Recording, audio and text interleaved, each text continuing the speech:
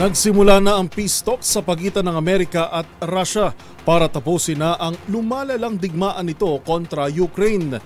Ngunit tila na etsa puwera ata ang ilang European nations na bahagi ng NATO at maging ang Ukraine. Yan at iba pang mga napapanahong balita mula sa iba't ibang panig ng mundo sa Global Headlines Report ni James Galange.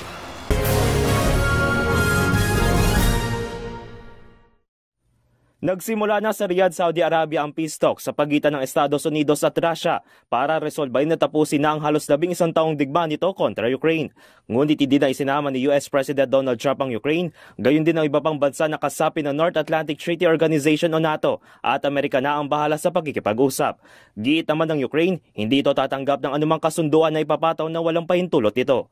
Ayon kay US National Security Advisor Mike Waltz, inaasahan nito ang iba't ibang kasunduan at negosasyon para matapos ng digmaan, ngunit sa unang araw na pag-uusap walang anumang napagkasunduan ang dalawang kampo.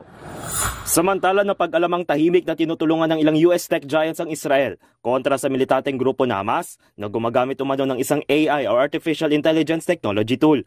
Sa pamamagitan nito, mas madaling malalaman ng Israel ang kilos at ilang komunikasyon ng Hamas. Ngunit may pangamba na dahil din dito ay mas maraming inosenteng mamamayan ang maaaring madamay. Yan ay dahil ginagamit ang naturang tool sa isang aktibong digmaan at wala itong kakayang magdesisyon kung sino ang gugustuhin nitong target.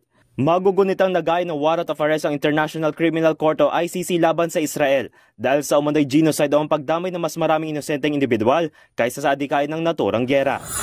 Sa iba pang balita, nakita ng sakit na pneumonia ang 88-year-old pontiff na si Pope Francis sa kanyang dalawang baga.